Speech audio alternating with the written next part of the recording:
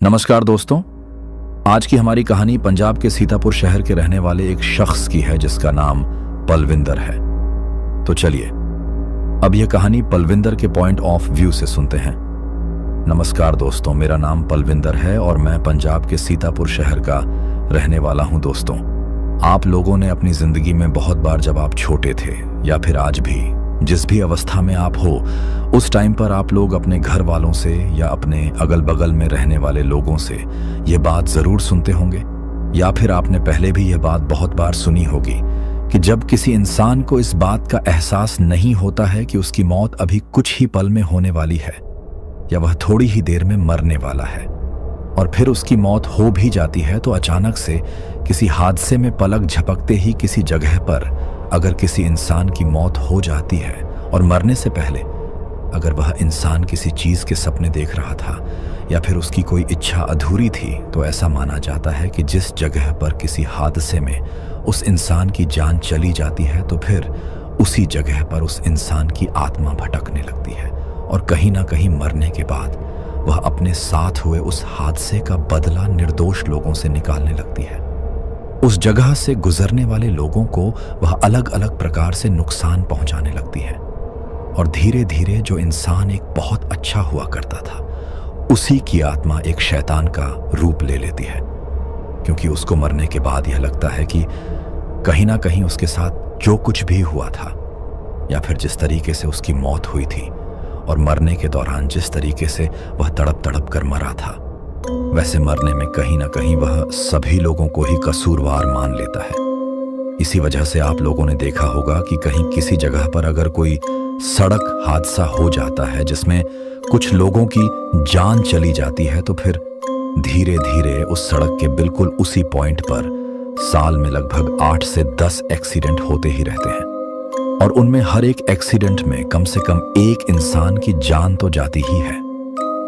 कभी आप लोगों ने इन सब चीजों के ऊपर गौर किया है कि ऐसा उन जगहों पर क्यों होता है, या फिर इसके पीछे क्या कारण हो सकता है? क्योंकि कभी कभार कुछ कुछ एक्सीडेंट ऐसे होते हैं जिनके होने का वहां पर कोई चांस ही नहीं होता है, लेकिन फिर भी वहां पर वह एक्सीडेंट हो जाते हैं और होते भी इतने भयानक रूप से हैं कि किसी को कुछ समझ में ही नहीं आता कि यह हादसा यहां पर कैसे हुआ। तो आज की जो यह कहानी मैं आप लोगों के लिए लेकर आया हूं, मेरी यह कहानी भी कुछ इसी तरह की है, यानी कि वह कहीं ना कहीं इसी तरह के एक हादसे से जुड़ी हुई है, जिसके चलते मेरे साथ एक रात वह भयानक और दिल दहला देने वाला हादसा हुआ था। आप लोग भी अगर इस कहानी को पूरा अंत तक सुनोगे तो आपको भी एहसास होगा कि आप जिस जगह पर रहते हो उसके अगल बगल में ही आपके पास में भी बहुत सी ऐसी जगह मौजूद है जो जगह कहीं ना कहीं मेरी इस कहानी से रिलेट करती हैं, और उन जगहों पर आपको रात के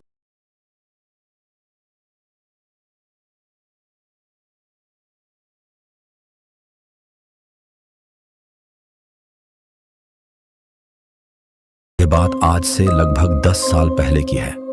उस वक्त मुझे ट्रक ड्राइविंग का काम करते हुए लगभग यही कोई 7 से 8 साल का वक्त हुआ था, यानी कि आज तक मुझे ट्रक चलाते हुए लगभग 18 साल का अनुभव हो चुका है। लेकिन उस टाइम पर तो क्योंकि 7 से 8 साल ही हुए थे, तो उस दौरान मेरे से बहुत बार ऐसी गलतियां हो जाया करती थी जिनको शायद मुझे नहीं करना चाहिए था। लेकिन फिर अब तक मेरे साथ कई बार बहुत से ऐसे वाक्य हो चुके हैं जिनकी वजह से मुझे इन सब चीज़ों की अब बहुत ज़्यादा समझ आ गई है, और अब जब कभी भी मैं रात के वक्त सफ़र तय करता हूं तो मैं इन सभी चीज़ों का बहुत ज़्यादा ध्यान रखता हूं। अब आप लोग सोच रहे होंगे कि मैं कब तक कहानी को यूं ही गोल गोल जलेबी की तरह इधर उधर घुमाता रहूंगा और आखिर कहानी पर कब आऊंगा। तो चलिए मैं आप लोगों का ज़्यादा समय ख़राब ना करते हुए सीधा आपको उस पॉइंट पर लेकर चलता हूं जिस पॉइंट से इस डरावनी कहानी की शुरुआत हुई थी।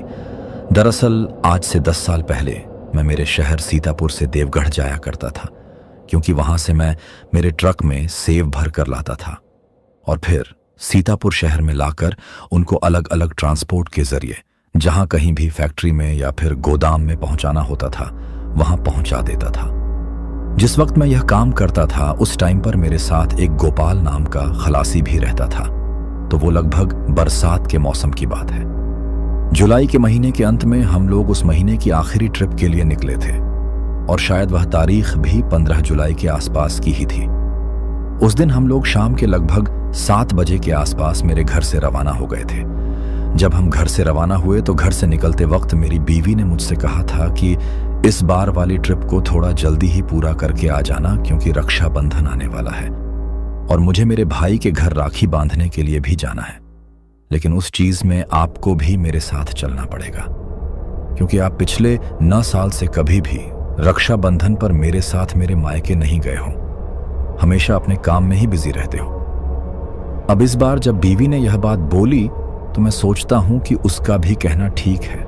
इंसान को हमेशा काम ही नहीं करना चाहिए, बल्कि थोड़ा बहुत रिश्तों को भी वक्त देना चाहिए। तो उसके ऐसा कहने पर मैंने उससे कह दिया था कि ठीक है, मैं रक्षाबंधन से पहले पहले इस ट्रिप को कंप्लीट करके वापस लौट आऊंगा।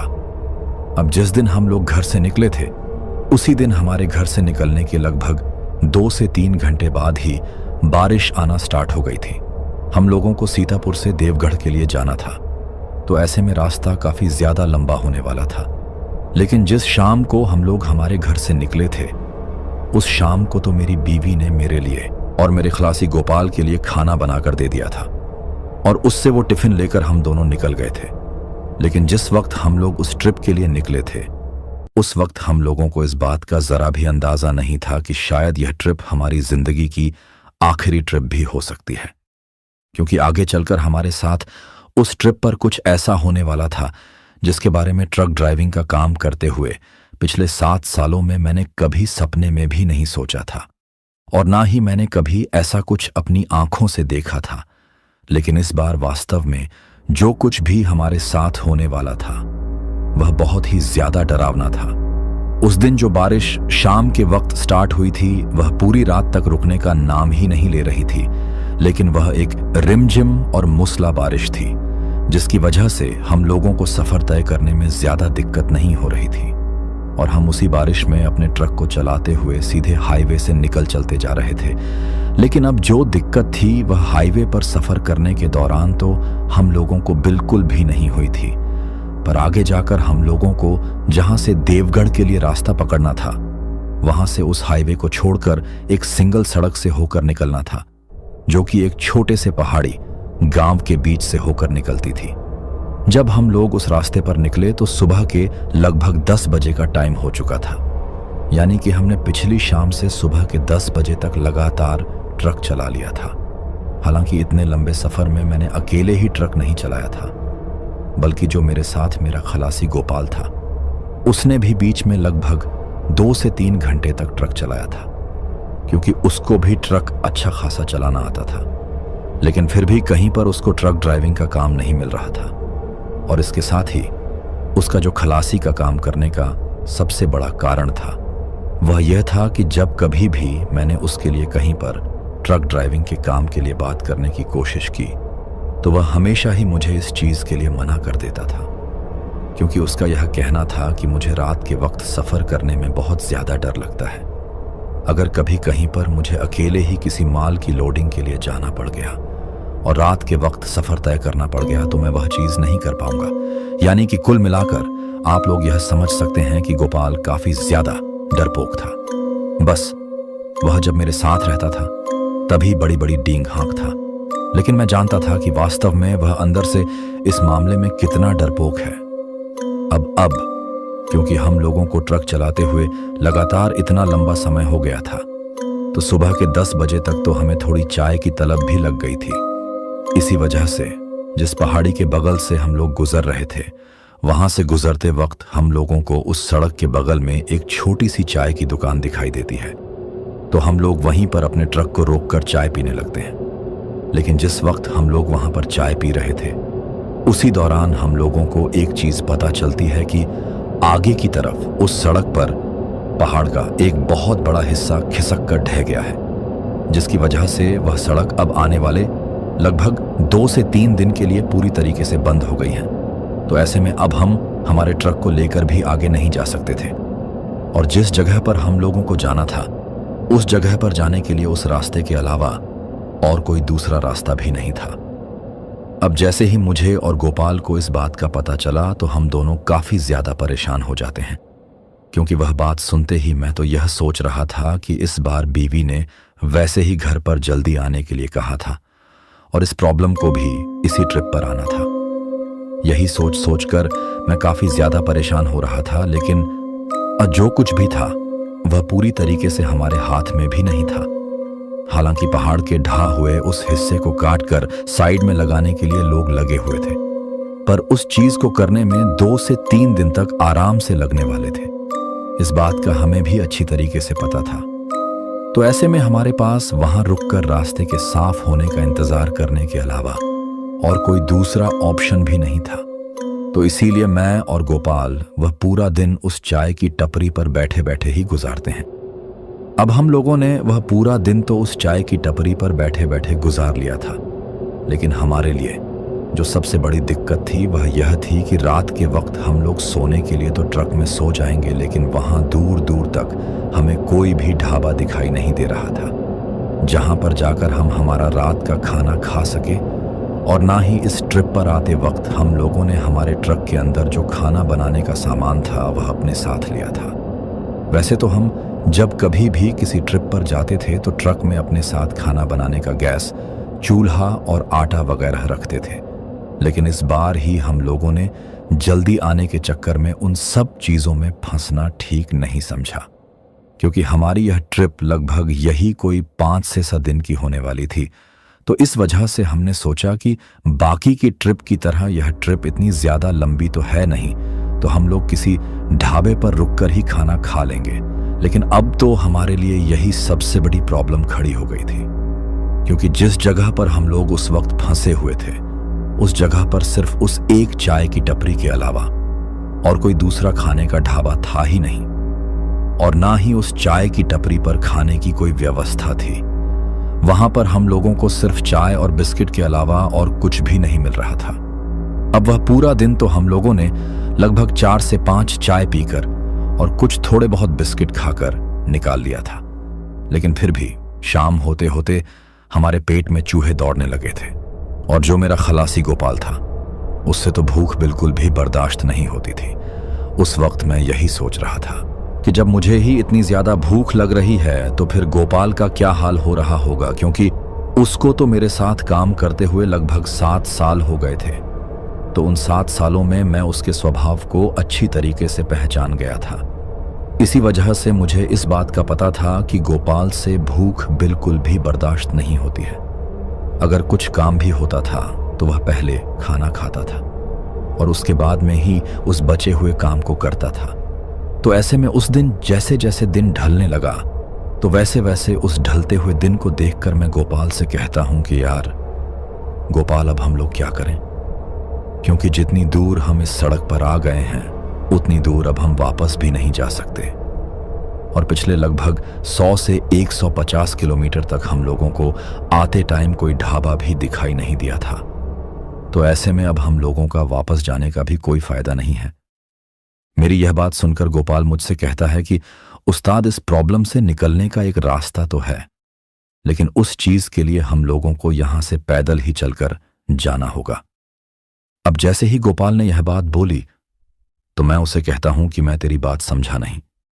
तो मेरे ऐसा कहने पर गोपाल कहता है कि उस्ताद, जिस जगह पर इस वक्त हम लोग उस पहाड़ के ढांड की वजह से अटके हुए हैं, यहां से लगभग 4 से 5 किलोमीटर पीछे जो एक छोटा सा गांव आया था, उसी गांव में मेरी एक दूर की मौसी रहती है। अब जैसे ही गोपाल ने यह बात बोली तो मुझे याद आया कि अक्सर पहले भी जब कभी हम उस सड़क से होते हुए गुजरते थे तो पीछे की तरफ जिस गांव के बारे में वह मुझे बता रहा था, उस गांव के बगल से गुजरते वक्त उसने मुझे कई बार यह बात बताई थी कि इस गांव में उसकी कोई दूर की रिश्तेदार मौसी रहती हैं।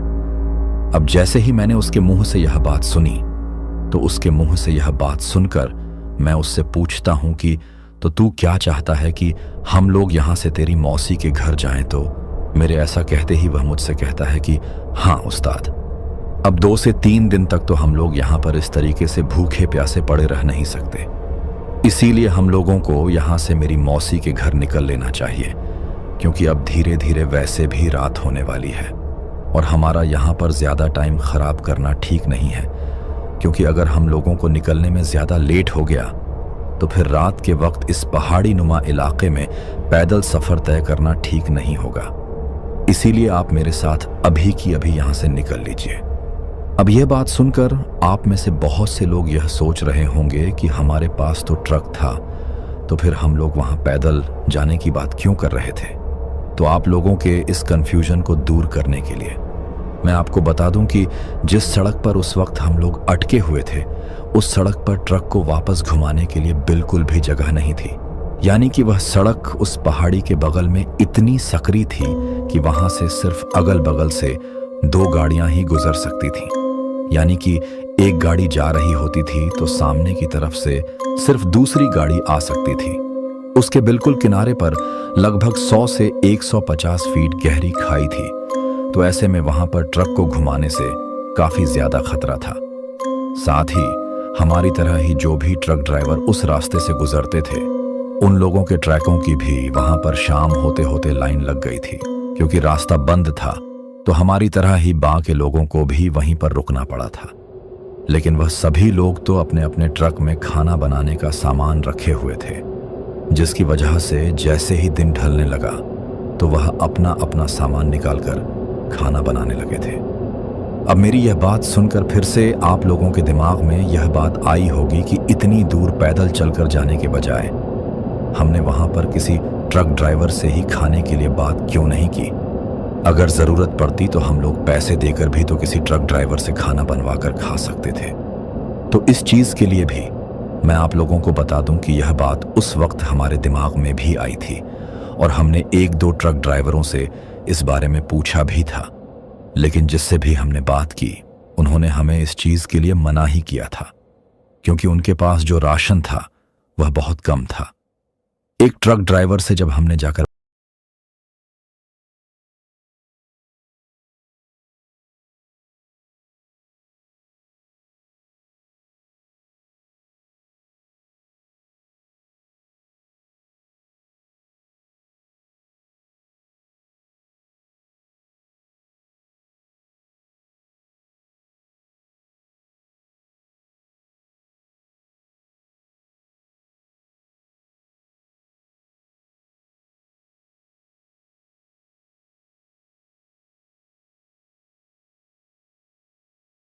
हम उस चाय वाले से 2-4 बिस्किट के पैकेट लेकर उस रास्ते पर पीछे की तरफ निकल गए थे। लेकिन निकलते वक्त हमने हमारे ट्रक के बिल्कुल जस्ट पीछे जिस ट्रक वाले का ट्रक खड़ा हुआ था, उसको अपने मोबाइल नंबर दे दिए थे और उससे कहा था कि जैसे ही रास्ता साफ होता हुआ दिखे तो तुम हमें फ़ोन करके बता देना, ताकि हम जल्द से जल्द यहाँ वापस आ जाएं।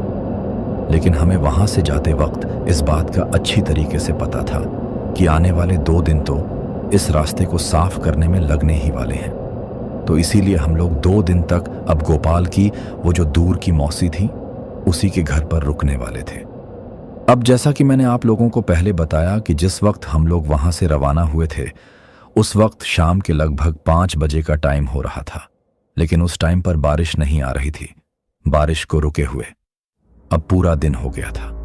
सुबह 10 बजे जिस वक्त हम लोग उस चाय की दुकान पर रुके थे, उस वक्त से लेकर अब तक बारिश की एक भी बूंद नहीं गिरी थी। लेकिन जैसे ही हम लोग उस जगह से निकले तो वहां से निकलने के लगभग आधे घंटे बाद ही आसमान में धीरे धीरे काले बादल छाने लगे थे और बादलों के गरजने की भी हल्की हल्की आवाज मुझे सुनाई देने लगी थी। उस चीज को देखकर मुझे समझ में आ गया था कि मौसम बहुत जल्द खराब होने वाला है और हो सकता है कि हम गोपाल की मौसी के घर पर पहुंचे उससे पहले ही बारिश भी आ जाए। इसी वजह से मैं रास्ते में चलते वक्त गोपाल से कहता हूं कि यार, हम लोगों को थोड़ा और तेज तेज चलना चाहिए, क्योंकि लगता है शायद जल्द ही बारिश आने वाली है। और अगर एक बार तेरी मौसी के घर पहुंचने से पहले ही बारिश आ गई तो हम लोग तो इस पहाड़ी नुमा सुनसान रास्ते पर ही फंस जाएंगे। यहाँ पर ना ही हम लोगों के पास अपने आप को बारिश से बचाने का कुछ जुगाड़ है और ना ही इस पूरी सड़क पर उस गांव के आने से पहले कोई दूसरी ऐसी जगह आने वाली है जहां पर रुककर हम लोग अपने आप को बारिश से बचा सकें। तो मेरे ऐसा कहते ही गोपाल मुझसे कहता है कि उस्ताद, आप टेंशन मत लो, जल्द ही वह गांव आने वाला है और मुझे पूरा यकीन है कि हम लोग बारिश के आने से पहले पहले ही वहां तक पहुंच जाएंगे। अब यहां पर मैं आप लोगों को बता दूं कि जो गोपाल था वह सिर्फ डरपोक ही नहीं था, बल्कि थोड़ा दिमाग से भी पैदल था। क्योंकि जब हम वहां से चले थे तो उसने मुझे बताया था कि उसकी मौसी का वह जो गांव है वह वहां से लगभग 4 से 5 किलोमीटर दूर है। हालांकि मैं यह चीज जानता था कि 4 से 5 किलोमीटर दूर होना भी काफी ज्यादा दूर था, लेकिन फिर भी हम लोगों के पास 2 दिनों तक वहां भूखे प्यासे पड़े रहने के बजाय वह रास्ता तय करना ही बेहतर था। इसीलिए मैं उसके साथ इतनी दूर निकल आया था। लेकिन हम लोगों को उस रास्ते पर चलते चलते पूरे 2 घंटे हो चुके थे और अब हल्की हल्की बारिश की बूंदें में गिरने लगी थीं। लेकिन फिर भी दूर दूर तक उसकी उस मौसी के गांव का कोई भी नामो निशान नहीं था। और उन 2 घंटों के दौरान हम लोगों ने लगभग 3 से 4 किलोमीटर का सफर तय भी कर लिया था, क्योंकि हम काफी तेज तेज चलते जा रहे थे। फिर इसके बाद कुछ ही देर में हम लोगों ने पूरे 5 किलोमीटर का सफर तय कर लिया था और उस टाइम तक शाम के 7 बज चुके थे। अब जैसे ही शाम के 7 बजे तो धीरे धीरे जो सूरज था वह पहाड़ियों के पीछे छुप गया था और अब उस रास्ते पर अंधेरा पसर लगा था। इसके साथ ही जैसे ही अंधेरा पसर लगा तो अगल बगल से जो जंगली जानवर थे उनकी अजीब अजीब तरह की आवाजें आने लगी थी। क्योंकि जिस सड़क पर उस वक्त हम लोग चल रहे थे उस सड़क के एक तरफ तो काफी ऊंची पहाड़ी थी जिस पर का लंबे लंबे और टीली झाड़ियों वाले पेड़ थे, और उसके एक तरफ काफी गहरी खाई थी जिसमें बिल्कुल उसी तरह के पेड़ उगे हुए थे। यानी कि आप उसको कुल मिलाकर एक पहाड़ी नुमा जंगली इलाका समझ सकते हैं। उस जगह पर पहाड़ी को काट कर वह सड़क बनाई गई थी जिस पर उस वक्त हम दोनों चल रहे थे। लेकिन अब चलते चलते मेरे पैर काफी ज्यादा थक चुके थे और मेरे में अब थोड़ा बहुत भी आगे चलने की हिम्मत नहीं बची थी। इसी वजह से मैं थोड़ा सा गोपाल के ऊपर गुस्सा होते हुए उससे कहता हूं कि तुझे जब किसी चीज का अता पता ना हो तो तू ऐसे ही किसी भी बात को मत बोला कर। यहां से दूर दूर तक भी किसी गांव का कोई नामो निशान दिखाई नहीं दे रहा है और ना ही यहां पर किसी गांव का कोई बोर्ड लगा हुआ है जिसको देखकर हम लोग यह अंदाजा लगा पाए कि आने वाला गांव यहां से कितनी दूर है। और ऊपर से अंधेरा भी हो गया है। लगता है थोड़ी देर में यह बारिश की बूंदें भी काफी तेज गिरने वाली हैं और बारिशने वाली है। अब तू ही बता कि ऐसे वक्त पर हम यहाँ क्या करेंगे, और अगर कहीं से किसी जंगली जानवर ने आकर हमारे ऊपर हमला कर दिया तो ऐसी कंडीशन में हमारे पास अपने आप को बचाने का कोई हथियार भी नहीं है। अब मेरे द्वारा काफी ज्यादा डांटने पर गोपाल चुप हो जाता है और वहां पर कुछ भी नहीं बोलता है। लेकिन मुझे भी इस बात का पता था कि अब इसके ऊपर गुस्सा निकालने से कुछ नहीं होने वाला, बल्कि हम लोगों को थोड़ा और जल्दी आगे चलते रहना होगा ताकि हम जल्द से जल्द उस गांव तक पहुंच सके जिस गांव में इसकी मौसी का घर है।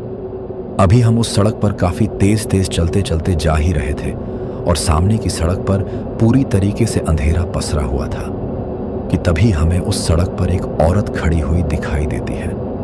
दूर से देखने पर तो मुझे लगा कि जैसे वह कोई सड़क के बगल में छोटा सा पेड़ है, लेकिन जैसे जैसे हम लोग उसके करीब जाते गए वैसे वैसे ही मुझे दिखाई दिया कि वह कोई पेड़ नहीं था, बल्कि वह तो एक औरत थी जो कि वहां पर एक बड़े से पेड़ के नीचे खड़ी हुई थी। जैसे ही मैंने उस औरत को वहां खड़ा हुआ देखा तो मैं मेरे मन ही मन में गोपाल से कुछ बिना बोले ही सोचता हूं कि आखिर इस सुनसान सड़क पर इस वक्त यह औरत क्या कर रही है, और वह भी ऐसे मौसम में। लेकिन शायद तभी मेरे साथ साथ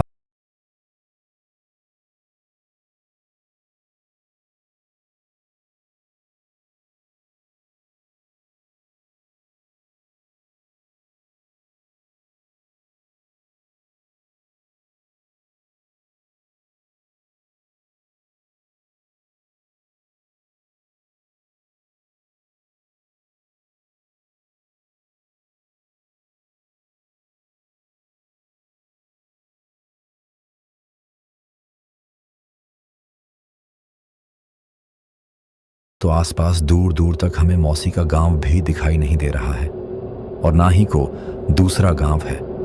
तो फिर यह औरत यहां अकेली खड़ी खड़ी किसका इंतजार कर रही है? अब जैसे ही उसने मुझसे यह बात बोली तो मैं उसे कहता हूं कि यार इस बारे में तो उसके पास जाकर बातचीत करेंगे, तभी पता चलेगा कि वह यहाँ इस वक्त क्या कर रही है।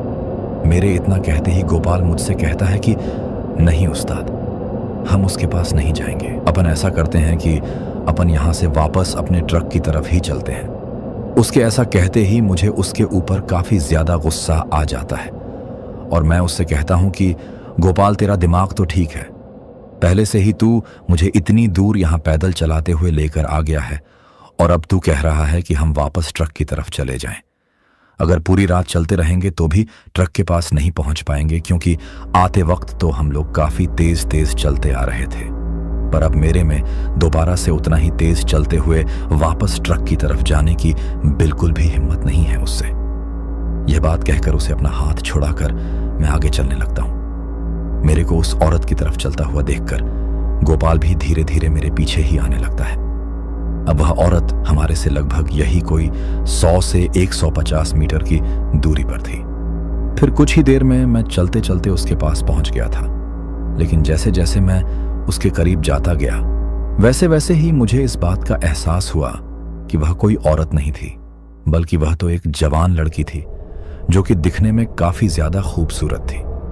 इसके साथ ही उसने एक लाल रंग की साड़ी पहन रखी थी और उस लाल रंग की साड़ी में आसमान से गिरती हुई बारिश की बूंदों की वजह से उसका जो गदरा हुआ बदन था वह काफी ज्यादा आकर्षक लग रहा था। लेकिन उस वक्त मैं उसकी उस जवानी की तरफ नजरें ना दौड़ाकर सिर्फ उसके चेहरे की तरफ देखता हूं। लेकिन चेहरे की तरफ देखने पर भी जैसे ही मैंने उसकी नजरों से नजरें मिलाई तो उसकी आंखों में देखने पर भी एक अजीब सा सम्मोहन था।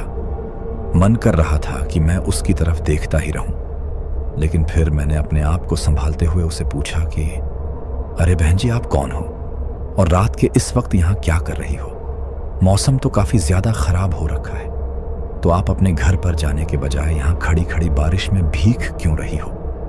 अब जैसे ही मैंने उस जवान लड़की से यह बात बोली, जो कि वहां पर उस वक्त एक लाल रंग की साड़ी पहनकर खड़ी हुई थी, तो मेरे ऐसा बोलते ही वह लड़की जब अपना मुंह खोलती है और मेरी इस बात का जवाब देती है, तो उसकी आवाज को सुन मैं काफी ज्यादा चौंक जाता हूं, क्योंकि वह लड़की दिखने में जितनी ज्यादा खूबसूरत और जवान थी, उसकी आवाज उतनी ही ज्यादा अजीब थी।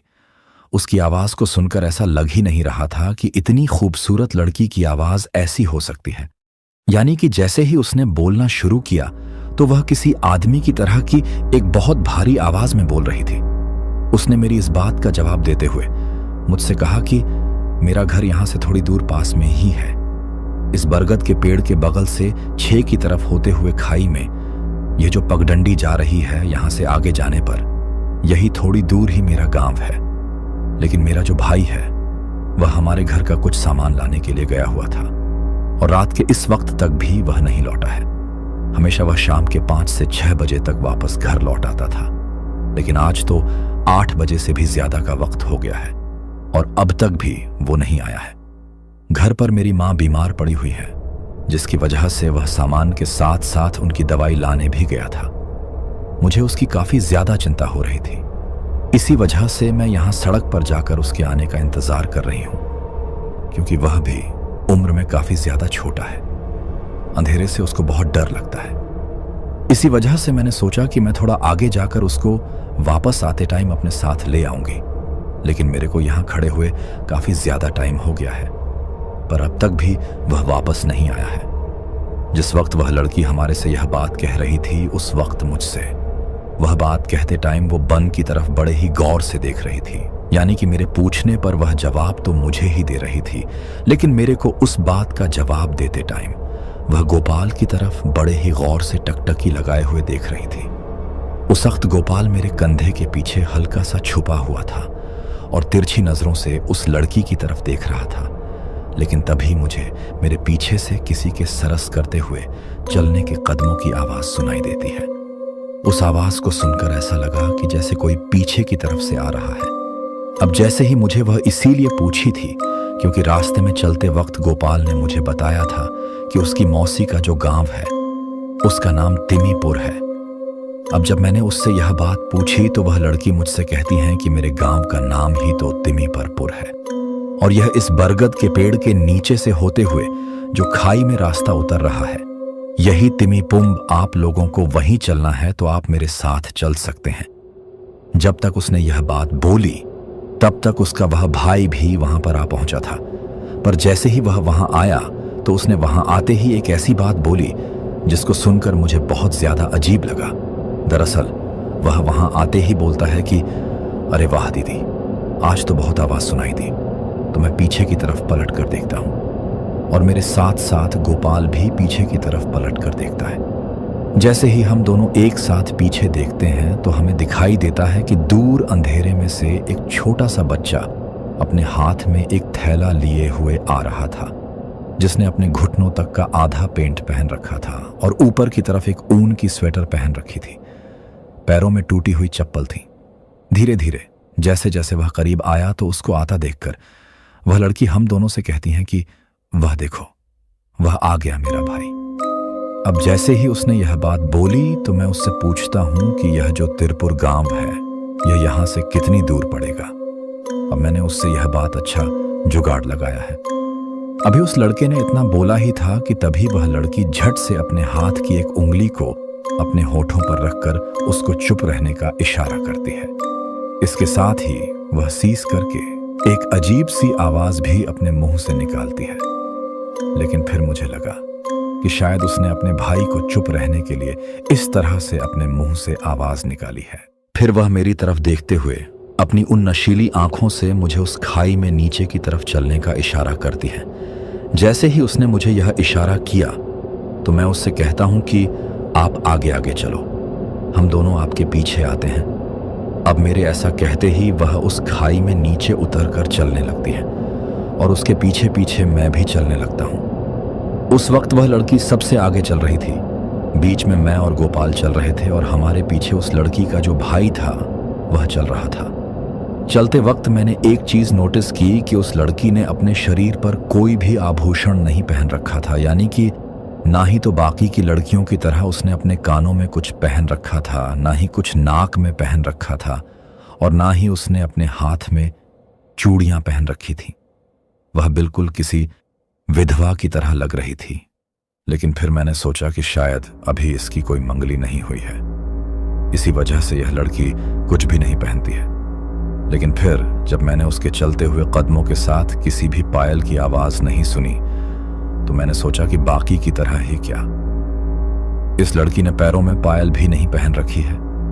यही बात सोचते हुए जैसे ही मैं उसके पैरों की तरफ नजरें दौड़ा आता हूं तो उसके पैरों की तरफ देखते ही मेरी आंखें फटी की फटी रह जाती हैं और मेरा दिल दुगनी रफ्तार से धड़कने लगता है। इसके साथ ही उसके पीछे चलते वक्त अब मेरे सिर से पसीना टपक कर कान की कनपटी से होते हुए मेरे गले तक जाने लगा था और डर के मारे मेरा गला पूरी तरीके से सूख गया था।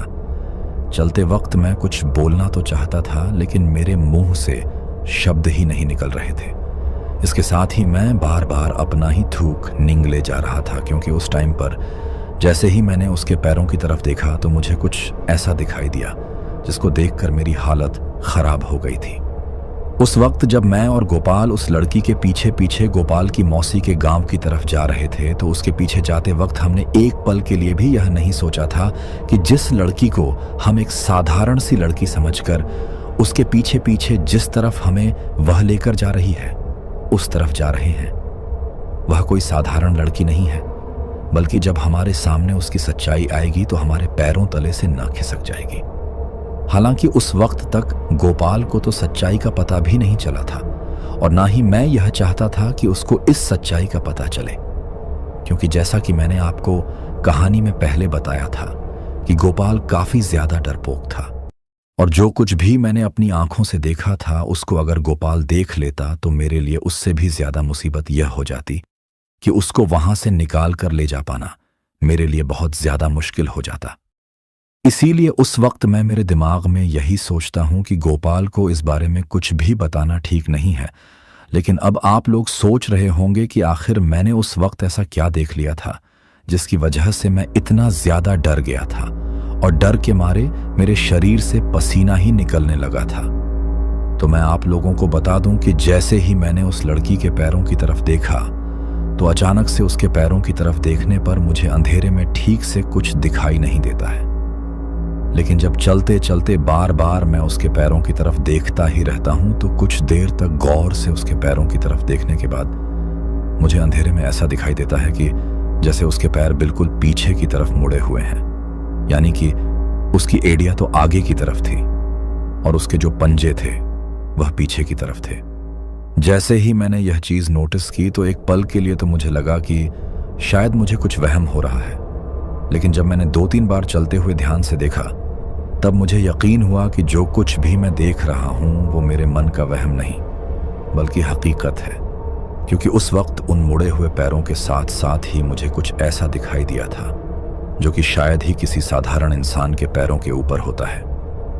दरअसल जब मैंने उसके मुड़े हुए पैरों को देखा तो मुझे यह समझ आ गया था कि यह कोई साधारण लड़की नहीं है, बल्कि यह जरूर कोई चुड़ैल है, क्योंकि मैंने बचपन में अपने दादा दादी से जो कहानियां सुनी थीं और आज तक जो मैं सुनता आया था उसके हिसाब से जो चुड़ैल होती हैं उनके मुड़े हुए पैर होते हैं और वह अपने हर रूप को छुपा सकती हैं, लेकिन वो अपने पीछे की तरफ मुड़े हुए पैरों को नहीं छुपा सकती।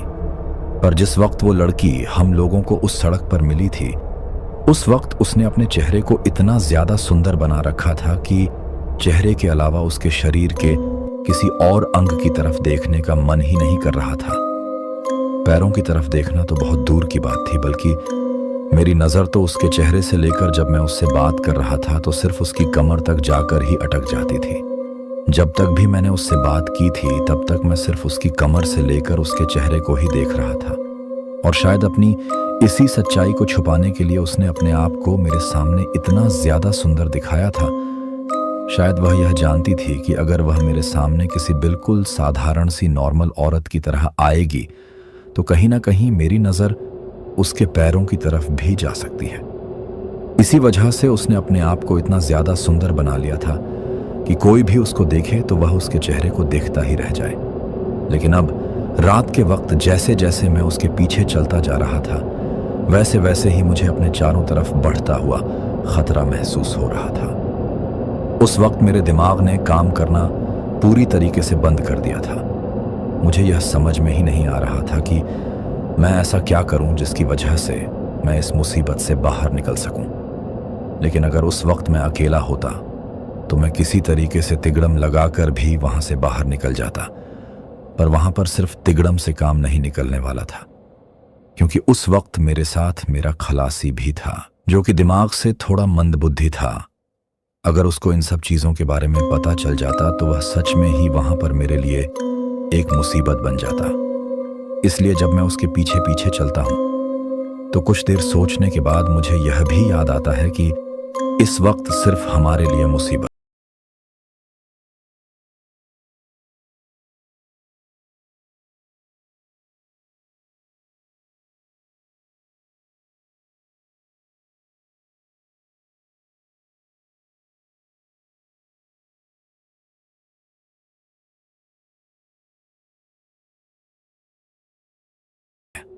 और यह दोनों ही कोई भटकती हुई आत्मा है जो आज हम दोनों को अपना शिकार बनाने के लिए यहाँ पर हमारे सामने इस रूप में मौजूद हैं। लेकिन फिर काफ़ी देर सोचने के बाद भी जब मेरे दिमाग में कुछ नहीं आता है तो उस वक्त सिर्फ मैं इतना सोचता हूँ कि अब अगर मैंने जल्द ही कुछ नहीं किया तो मैं आज सच में ही यहाँ पर इस चुड़ैल के हाथों मारा जाऊँगा। इसीलिए मैं चलते चलते उन दोनों को यह दिखाने की कोशिश करता हूं कि मैं बिल्कुल नॉर्मल हूं, और अब तक मेरे सामने उनकी कोई भी सच्चाई नहीं आई है। जिस वक्त हम उस पगडंडी पर चलते जा रहे थे उस वक्त मैं चलते चलते ही अपने पीछे चल रहे गोपाल से कहता हूं कि अरे यार गोपाल, आज मौसम बड़ा ही बेईमान हो रहा है। तुझे याद है जब हम बचपन में ऐसे मौसम में खेला करते थे तो हमारी दादी बरसात में घर के आंगन में बैठकर हमें बहुत सारी कहानियां सुनाया करती थी। अब उस वक्त मैं गोपाल से ये ऐसी अजीब अजीब बातें इसलिए कर रहा था ताकि एक पल के लिए वह हमारे आगे जो लड़की और पीछे जो लड़का चल रहा था, जो कि वास्तव में कोई साधारण इंसान तो थे नहीं, पर उनको यह एहसास हो जाए कि हम अभी भी अपनी ही मस्ती में मस्त हैं और हमारे को अब तक उनकी सच्चाई के बारे में कुछ भी एहसास नहीं हुआ है। लेकिन मैं ऐसा इसीलिए कर रहा था कि ऐसा करने से एक तो मेरा थोड़ा डर कम हो रहा था, और दूसरा, यह बात बोलते बोलते मेरे दिमाग के एक हिस्से में उस मुसीबत से बचकर निकलने के बारे में विचार चल रहे थे। तभी मैं गोपाल से इस तरह की बातें करते करते ही उससे कहता हूं कि यार गोपाल, चल थोड़ा साइड में चलकर टॉयलेट करके आते हैं। मुझे तो काफी भयंकर टॉयलेट लग रही है, ऊपर से इतने ठंडे मौसम में। मेरे से तो टॉयलेट को रोका भी नहीं जाता। अब मेरे इतना कहते ही इत्तेफाक से उस वक्त गोपाल भी यह बात बोल देता है कि उस्ताद, टॉयलेट तो मुझे भी लग रही है, चलो हम थोड़ा साइड में चलकर टॉयलेट करके आते हैं मेरे से। यह बात कहते ही चलते चलते गोपाल आगे की तरफ चल रही उस खूबसूरत जवान दिखने वाली चुड़ैल से कहता है, जिसको उस वक्त तक वह एक साधारण लड़की ही समझ रहा था, कि बहन जी आप थोड़ी देर यहां रुक जाइए, हम अभी साइड में जाकर टॉयलेट करके आते हैं। लेकिन जैसे ही गोपाल ने यह बात बोली तो वह लड़की उसी मर्द वाली सी आवाज में थोड़ा जोर से बोलती है कि इस वक्त यहां पर तुम टॉयलेट नहीं कर सकते, तुम्हें चुपचाप मेरे साथ ही चलते रहना होगा। अब जब उसने यह बात बोली तो मैं थोड़ा सा डर के मारे हक लाते हुए उससे कहता हूं कि क्यों नहीं कर सकते। तो वह लड़की मेरी तरफ बिना देखे ही आगे चलते चलते मेरे से कहती हैं कि इस जगह पर गांव का कोई भी शख्स ना ही तो टॉयलेट करता है और ना ही कोई गंदगी फैलाता है, क्योंकि यह जगह गांव में काफी ज्यादा अलग मानी जाती है। इसीलिए आप लोग थोड़ा आगे चलने के बाद ही टॉयलेट कर लेना। जैसे ही उसने यह बात बोली तो मैं समझ गया कि यह चुड़ैल किसी भी हालत में यह नहीं चाहती कि हम इससे दूर जाएं, या फिर जिस भी जगह पर यह हम दोनों को लेकर जाना चाहती हैं उस जगह पर पहुंचने में इसको कोई भी दिक्कत हो। लेकिन अब तो मैं यह पक्का समझ गया था कि अगर एक बार यह अपने मकसद में कामयाब हो गई और हम इसके पीछे पीछे और भी ज्यादा आगे तक चले गए तो फिर हमारा बच पाना मुश्किल हो जाएगा।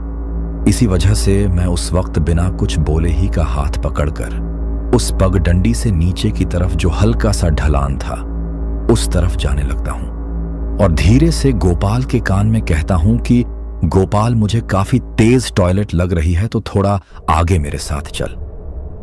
अब जैसे जैसे हम दोनों उधर जाने लगे तो वह चुड़ैल उस पगडंडी पर रुककर हमारी तरफ देखते हुए कहती हैं कि अरे वहां अंधेरे में कहां जा रहे हो। जैसे ही उसने यह बात बोली तो मैं समझ गया था कि अब अगर मैंने इसकी तरफ पीछे पलट कर देखा तो यह मुझे यहीं खत्म कर देगी, क्योंकि मैंने अपनी दादी से बचपन में कई बार कहानियों में ऐसा सुना था कि अगर कभी कोई चुड़ैल किसी इंसान के पीछे भी पड़ जाए तो उस इंसान का वह तब तक कुछ नहीं बिगाड़ सकती जब तक वह उसकी सच्चाई पता लगने के बाद उसकी तरफ पलट कर नहीं देख लेता। लेकिन उस वक्त मेरे सामने तो उसकी सच्चाई आ चुकी थी। इसी वजह से अब मैं उसकी तरफ पलट कर नहीं देखना चाहता था, क्योंकि यह एक सम्मोहन की शक्ति होती है जो चुड़ैलों के पास होती है। जैसे ही सच्चाई पर पता लगने के बाद दोबारा से किसी इंसान की चुड़ैल से नजरें मिलती हैं तो उस चुड़ैल को उस इंसान की आंखों में देखकर यह पता लग जाता है कि इसको मेरे असली रूप के बारे में पता चल चुका है, और इसी वजह से वह उसकी तरफ देखते ही फिर सच में उसके सामने अपने उस डरावने रूप में आ जाती हैं जो उनका वास्तविक रूप होता है। और कोई कमजोर दिल वाला इंसान तो सिर्फ उसके उस डरावने रूप को देखकर ही वहीं पर दिल दहल जाने से मर जाता है, और अगर फिर भी कोई बच जाए तो फिर उसको वह अपने हाथों से मार डालती है। इसी वजह से मैं किसी भी हाल में उसकी तरफ पलट कर नहीं देखना चाहता।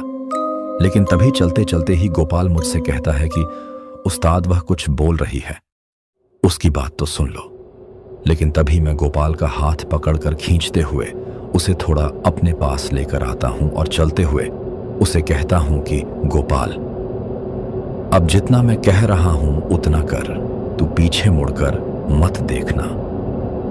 मेरे ऐसा कहते ही वह मुझसे कहता है कि क्यों उस्ताद पीछे? क्या है, आप मुझे पीछे देखने के लिए क्यों मना कर रहे हैं? अब जिस वक्त उसने यह लाइन बोली तो उसने यह लाइन इतनी जोर से बोली कि उसकी वह आवाज उस चुड़ैल के कानों तक पहुंच गई थी। इसी वजह से जैसे ही गोपाल ने यह बात बोली तो वह चुड़ैल पीछे से बोलती है कि तुझे क्या लगता है, तू पीछे पलट कर नहीं देखेगा तो मैं तेरा कुछ नहीं बिगाड़ पाऊंगी। अब उसके इतना बोलने के बावजूद भी मैंने ना ही तो पीछे की तरफ पलट कर देखा और ना ही उसकी इस बात का कोई जवाब दिया। लेकिन जब मैंने इस बात का कोई जवाब नहीं दिया तो पीछे की तरफ से फिर एक बहुत ही मीठी आवाज में गोपाल का नाम लेकर उसे कोई लड़की बुलाती है। इस बार वह आवाज काफी ज्यादा बदली हुई थी।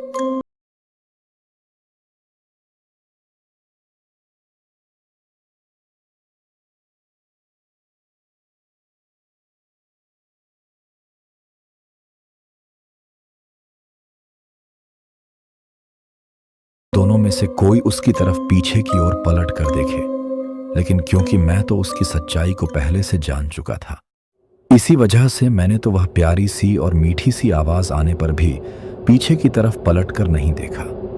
लेकिन जैसे ही वह आवाज आई तो मेरे साथ जो मेरा खलासी गोपाल था वह पीछे की तरफ पलट कर देख लेता है।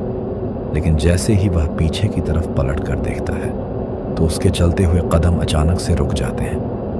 पर उसके चलते हुए कदमों के रुकने के बावजूद भी मैं उसके हाथ को पकड़कर खींचता रहता हूँ और उसको आगे चलने के लिए बोलता रहता हूँ। लेकिन जब मैं उसको जबरदस्ती पकड़कर आगे की तरफ खींच रहा था उस वक्त उसकी गर्दन पीछे की तरफ ही अटक गई थी। यानी कि पीछे की तरफ मुड़कर जो कुछ भी उसने देखा था उसको देखने के बाद वह सामने की तरफ देखता ही नहीं है, बल्कि उसी तरफ देखता रहता है। लेकिन फिर तभी अचानक से वह मेरी तरफ देखकर मुझसे कहता है कि उस्ताद, उस्ताद वो आ रही हैं, वह अपने करीबी आ रही हैं। उसकी यह बात सुन सुनक मैं उससे कहता हूं कि गोपाल तू उसकी तरफ ध्यान मत दे और सिर्फ आगे की तरफ जितना जल्दी हो सके उतना जल्दी चलता रह। लेकिन मैंने यह देख लिया था कि उसके चेहरे पर पूरी तरीके से पसीना आ गया है और वह बुरी तरीके से डर चुका है। इस चीज के साथ ही मुझे उस वक्त ऐसा महसूस होता है कि जैसे कोई बहुत ही बड़ा और विशाल शरीर वाला इंसान मेरे बिल्कुल पीछे पीछे चल रहा है, क्योंकि उस वक्त मुझे मेरे पीछे से किसी के बहुत भारी कदमों के चलने की आवाज सुनाई दे रही थी। लेकिन मैं जान चुका था कि यह जो कुछ भी हो रहा है यह उसी चुड़ैल का किया धरा है। पर उसी वक्त मुझे मेरे पीछे से किसी के अजीब तरीके से घुड़राने की आवाज सुनाई देने लगती है। वह गुड़राने की आवाज इतनी ज्यादा भयानक थी कि अगर उस आवाज को सुनते ही मैं पीछे की तरफ पलटकर देख लेता तो मुझे इस बात का अच्छी तरीके से अंदाजा था कि जैसे ही मैं पीछे की तरफ पलटा वैसे ही मैं एक झटके में ही यहीं पर मारा जाऊंगा। उस रात में अपने खलासी गोपाल को लेकर उस खाई नुमा ढलान में धीरे धीरे नीचे उतरता गया। लेकिन उस वक्त ना ही तो गोपाल को यह पता था कि हम लोग किस तरफ चलते जा रहे हैं और ना ही मुझे इस बात का पता था कि हम किस तरफ जा रहे हैं। लेकिन चलते चलते ही हमें फिर नीचे की तरफ एक मैदान नुमा इलाका दिखाई देता है और वहीं पर कुछ हल्की फुल्की रोशनी भी दिखाई देती है। उस रोशनी को देखकर हमें यह अंदाजा हो गया था कि सामने की तरफ कोई छोटा मोटा गांव है। उस चीज को देखने के बाद हम और भी तेज तेज कदमों के साथ उस तरफ जाने लगे थे। लेकिन जैसे जैसे हम उस गांव के करीब पहुंचने लगे थे वैसे वैसे ही पीछे की तरफ से अजीब अजीब तरह की आवाजें आने लगी थीं। लेकिन मैंने गोपाल को बोल दिया था कि अगर अब हम दोनों में से कोई भी एक बार भी पीछे की तरफ पलट कर देखेगा तो वह यही कि यही मारा जाएगा। इसके साथ ही मैंने मेरे मन में भी यह बात सोच ली थी कि अगर गोपाल ने पीछे की तरफ पलट कर देखा तो इसका यही मरना तय है। लेकिन अगर इसको कुछ हुआ तो भी मैं पीछे की तरफ पलट कर नहीं देखूंगा बल्कि आगे की तरफ ही चलता रहूंगा। लेकिन जैसे ही हम लोग उस गांव के करीब पहुंचे तो उस गांव की दहलीज पर कदम रखने से पहले ही किसी ने हमारे गले को पीछे से पकड़कर हमें रोकने की कोशिश की थी। यानी कि हमें हमारे गले पर एक अजीब सा दबाव महसूस हुआ था। पर फिर भी हम दोनों चलते रहे और उस गांव में घुसते ही हम लोगों को वहां पर जो गांव का मंदिर था वह दिखाई देता है। उस मंदिर के सामने पहुंचते ही वो जो कुछ भी था वो होना बंद हो जाता है। लेकिन फिर उस मंदिर को देखते ही गोपाल मुझसे कहता है कि अरे यह तो मेरी मौसी वाला ही गांव है और यहां से जो चौथे नंबर का मकान है वही तो मेरी मौसी का घर है। उसके ऐसा कहते ही हम दोनों दौड़ते हुए उस मंदिर से जो चौथे नंबर का मकान था मंदिर के सामने पहुंचते ही रणवीर और गोपाल को ऐसा महसूस हुआ कि कोई शक्ति मंदिर में प्रवेश करने से रोक रही है। ठीक उसी समय मंदिर के बाहर एक भीषण आवाज के साथ वह चुड़ैल अपने विकराल रूप में प्रकट हुई। उसके बाल हवा में उड़ रहे थे, आंखें अंगारे जैसी जल रही थीं और उसकी जीभ जमीन तक लटक रही थी। लेकिन मंदिर की दिव्य शक्ति के प्रभाव से वह भीतर नहीं आ सकी। उसने रणवीर की ओर इशारा करते हुए कहा, आज तुम बच गए, लेकिन अगली बार मेरी नजर से नहीं बच पाओगे। यह कहकर वो धुएं में बदलकर गायब हो गई। मंदिर की घंटियों की आवाज दूर तक गूंजने लगी, मानो उस भयावह ऊर्जा को विदा कर रही हो। उसके दरवाजे पर जाते हैं। जैसे ही हम उस चौथे नंबर वाले मकान के दरवाजे पर गए तो उसका दरवाजा खुला हुआ ही पड़ा था, क्योंकि उस टाइम तक रात के सिर्फ 9 से 9 बजे का वक्त ही हुआ था। उस टाइम तक उस घर के जो भी लोग थे वह सोने की तैयारी ही कर रहे थे। लेकिन फिर गोपाल को देखते ही उस घर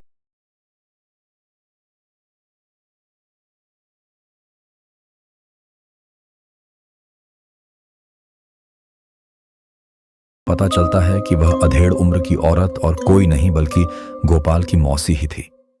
लेकिन उस रात वहां जाने के बाद हम लोगों ने जो कुछ भी हमारे साथ हुआ था, जब वह सब कुछ उनको बताया तो वह मौसी हम लोगों से कहती हैं कि आज तुम्हारी समझदारी की वजह से ही तुम लोग जिंदा बचकर यहाँ तक आए हो, वरना आज तक जो कोई भी उस चुड़ैल की जवानी की चमक के अंदर खोया है वह कभी भी वापस जिंदा लौटकर इस गांव में नहीं आया है। तो दोस्तों, यह थी हमारी आज की कहानी। कहानी आपको कैसी लगी ये आप मुझे कमेंट बॉक्स में कमेंट करके जरूर बताएं।